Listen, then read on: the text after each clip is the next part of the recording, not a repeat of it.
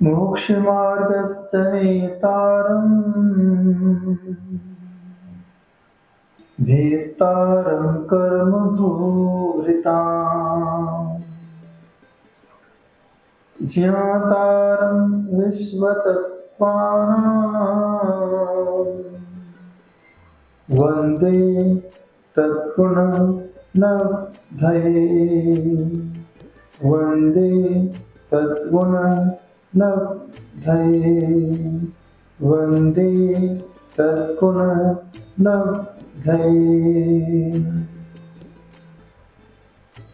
प्यारे प्यारे भक्तात्माओं, जो जीव संसार में आया है वह जीव बनने के लिए आया है। जीव आत्मा है। संसार में जो है शरीर है, उद्गल है, अजीब है, वह कभी जीव बन नहीं सकता है। तो जीव जब तक सिद्ध शिला पर ना पहुंच जाए तब तक उसकी यात्रा चलती रहा करती है, पर्याय बदलती रहती है, पौद्गलिक संपर्क होते रहते हैं, भौतिकता उसके सामने आके खड़ी हो जाती है, अजीब पदार्थ बार बार उसे लुभाते हैं। यदि जीव इस लोभ के प्रपंच में फंस जाता है, संसार का परिभ्रमण चला करता है। आत्मा तो हीरे की तरह है, खदान में भी पड़ी रहती है, फिर भी इसका खदान से कोई संबंध नहीं हुआ करता है। सोना जमीन के अंदर पड़ा हुआ है, फिर भी सोना मिट्टी से अटैच नहीं होता है। उसी प्रकार से यह जीव कितने बार भी शरीर के संपर्क में आया, ना जाने कितनी देह को अपना संपर्क दिया, लेकिन फिर भी जीव जीव ही रहा। क्यों रहा? मोक्ष मार्ग से लेकर। तो इस जीव को मोक्ष मार्ग का नेता बनना है। मोक्ष मार्ग के नेता बनने के लिए इस जीव ने सामने आते हुए कर्म रूपी पर्वतों का भेदन किया है। कर्मों से कोई संबंध नहीं बनाया है।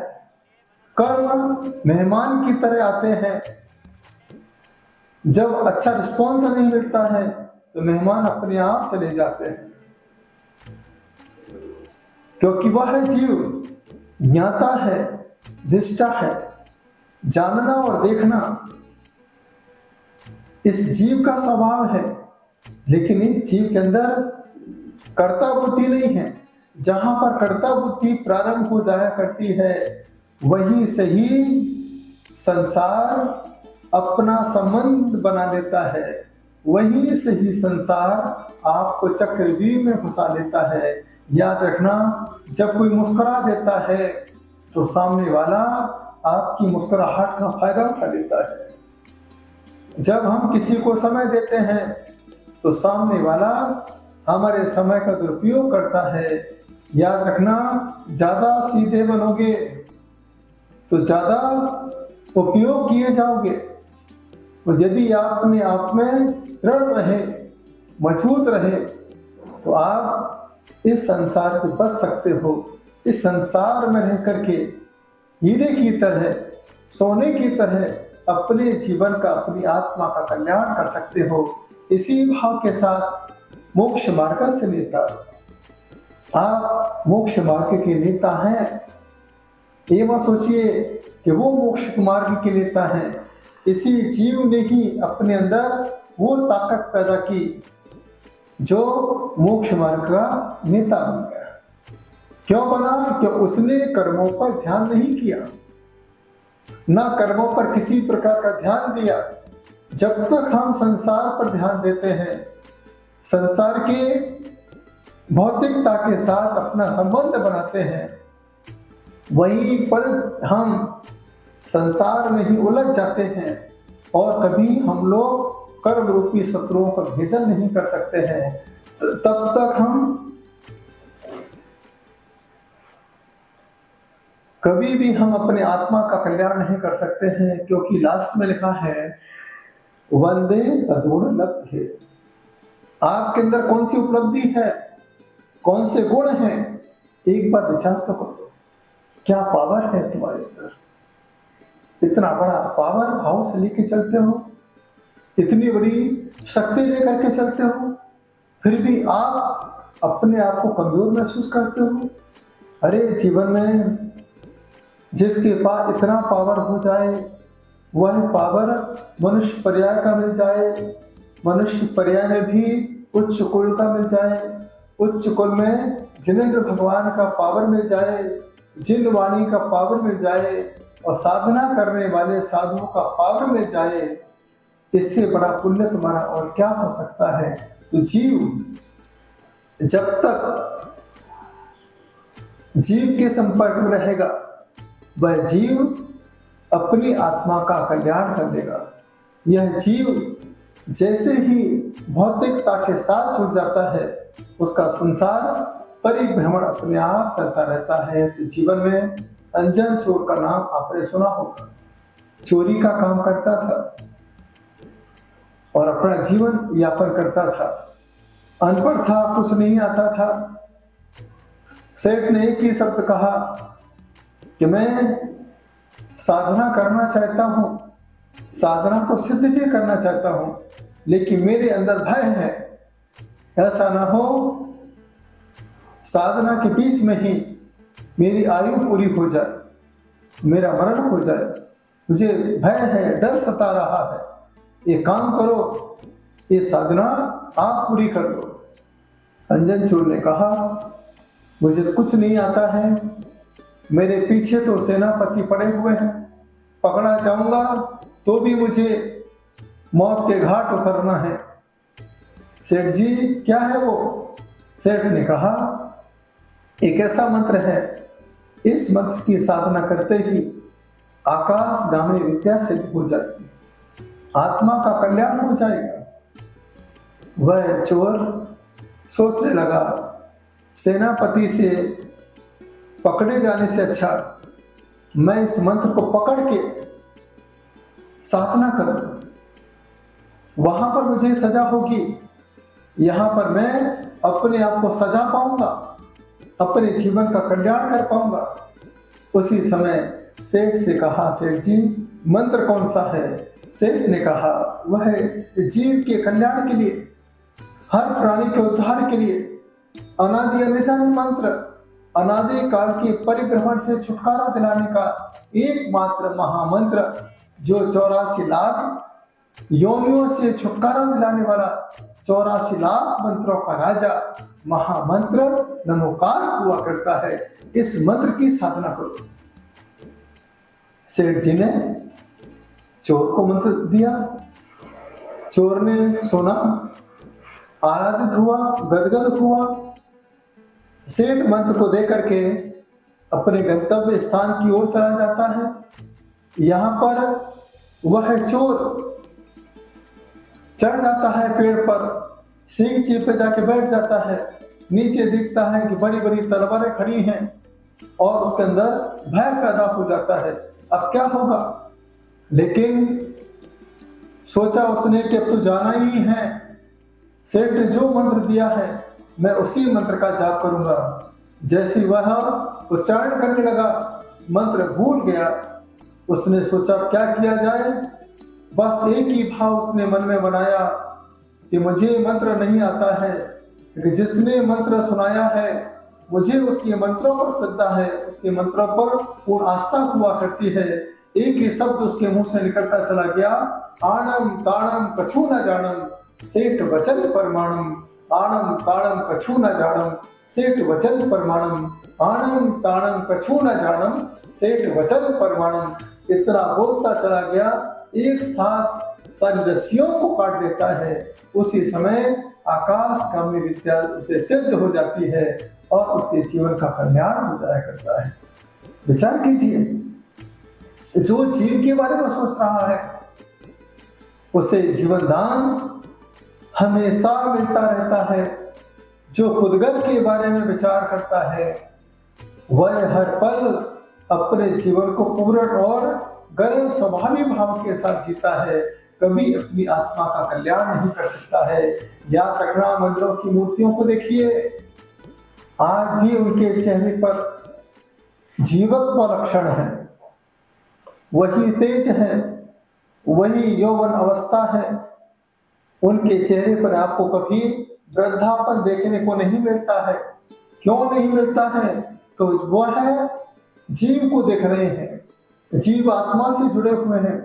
तो यही जीवात्मा परमात्मा बन के सिद्धात्मा की यात्रा कर जाती है। तो जीवन में जो तुम्हें मिला है उसके बारे में बार बार जो विचार करता है वही जीव अपनी आत्मा का कल्याण कर सकता है। आप 24 घंटे में कितनी बार जीवात्मा के बारे में सोचते हो? एक बार मुझे बताओ। पूजन भी करते हो, 24 तीर्थंकर का नाम ले लेते हो, साधु का नाम ले लेते हो, स्वाध्याय कर लेते हो। कभी आपके मन में एक बार अंदर के जीवात्मा जिसे आत्मा कहा जाता है उसके बारे में कभी विचार आया? नहीं आया। इसका मतलब अभी आपका संसार परिभ्रमण और बाकी है। आपको संसार में और परिभ्रमण करना है।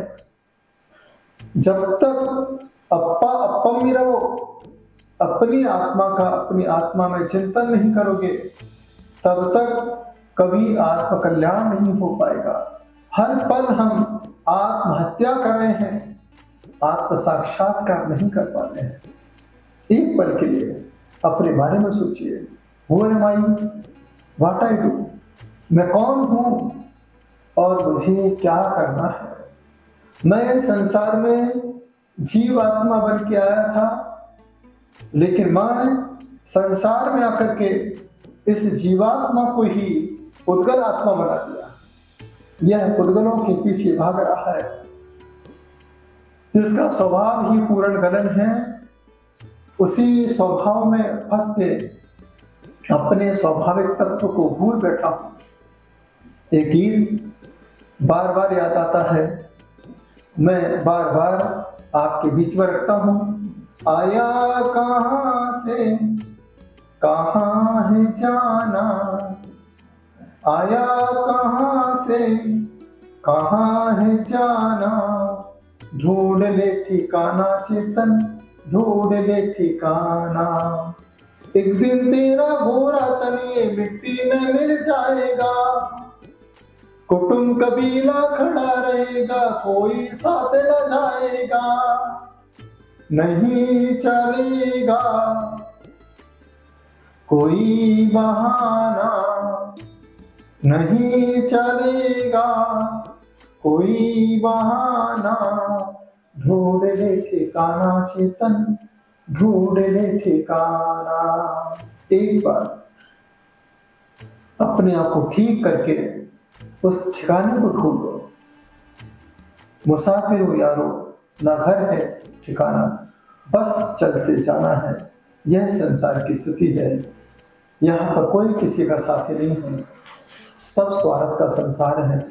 जब तक साधु बोलता है तब तक श्रावक आकर के नमोस्तु करता है। जब तक वात्सल्य दिखाता है तब तक ट्रस्टी आकर के साधु से मिलते हैं। जिस दिन साधु अपने आप में लीन हो जाता है, किसी को नहीं देखता है, किसी से बात नहीं करता है, कुछ नहीं एक्टिविटी दिखाता है, उस समय यह समाज, यही ट्रस्टी साधु को मंदिरों से भी बाहर कर देते हैं। तो क्योंकि हर श्रावक आज अपना स्वार्थ चाहता है। आज मंदिरों में इतनी मूर्तियां विराजमान हैं, मूर्तियों को विराजमान करने के बाद हम क्या करते हैं? सिर्फ हम मूर्तियों के सामने खड़े होकर के बोली लगा लगा के पैसा इकट्ठा करते हैं। साधु को बुलाते हैं, चातुर्मास कराते हैं, प्रतिष्ठाएं कराते हैं, और उन्हें भी बिठा देते हैं और उनके नाम से भी आप पैसा इकट्ठा कर लेते हो। जिनवाणी का स्वाध्याय करते हो, यहाँ पर भी आप क्या करते हो, सिर्फ पैसा इकट्ठा करते हो। कहाँ गई तुम्हारी आत्मा? जिस परमात्मा के सामने खड़े हो वहां पर भी अर्थ की चर्चा, जिस साधु के सामने आप बैठे हो यहाँ पर भी अर्थ की चर्चा, जहाँ पे स्वाध्याय कर रहे हो उस स्वाध्याय में भी अर्थ की चर्चा। तो फिर आपका अर्थ क्या है? संसार में आने का मतलब क्या है? इस पर्याय के साथ जुड़ने का मतलब क्या है? अपने जीवन के सारे मतलब को खत्म कर दिया और मतलबी होके घूम रहे हो बाहरी संसार की स्थिति। मैं आपसे कहना चाहता हूं, जीव के बारे में सोचिए। वंदे तद्गुण लब्धे, हे भगवान मुझे भी आपके जैसे गुण की प्राप्ति हुई है, मैं इन्हीं गुणों के साथ अपना संबंध बनाना चाहता हूं। बाकी तो अवगुण दुर्गुण संसार में भरे पड़े हुए हैं, बस मुझे इन भरे हुए भौतिकता के साथ नहीं बहना है, मुझे तो सिर्फ आत्म आस्था के साथ अपनी आत्मा का कल्याण करना है। यह भाव जब तुम्हारे अंदर आएंगे तभी जाकर के आप अपनी आत्मा का कल्याण कर पाओगे। मैं आपके बीच में आता हूँ यही भावना लेकर के कि आप अपने आप को जाने, अपने आप को पहचाने। मैं तो 24 साल आपके बीच में हूँ, यही सोचता हूँ कि मैंने 24 साल में इतना समय समाज को दिया, काश इतना समय एकांत में अपने आप को देता तो मैं शायद 24वें तीर्थंकर से आत्मसात कर लेता। क्योंकि संसार कभी आत्म कल्याण नहीं कर सकती है, यह तो जहां फंसी हुई है साधु को भी वहीं पर फंसा दिया करती है। कभी साधु के कल्याण के बारे में किसी का मन, किसी का भाव नहीं होता है। कुछ ऐसे साधु मैंने देखे हैं जो आज मौन रह के आत्म साधना करते हैं, उनके लिए तो कुछ व्यवस्था नहीं होती है, फिर भी वह आत्म कल्याण की भावना के साथ अपने सदुपयोग के साथ अपनी आत्मा का कल्याण किया करते हैं। तो मेरा आज आपके साथ यही शब्दों के साथ आशीर्वाद है कि आप जीव को जानिए। मोक्ष मार्ग के नेता आप पहले थे, हैं और आगे भी रहेंगे। बस बाहरी जो कर्म आपके बीच में आए हैं आप इनसे अपना संबंध रख कीजिए, ज्ञाता दृष्टा बन जाइए, तब जाकर के एक दिन आप भी वंदे तत्गुण लब्ध है, उस मोक्ष रूपी जो उपलब्धि है उस उपलब्धि को आप पा सकते हैं और अपनी आत्मा का कल्याण कर सकते हैं।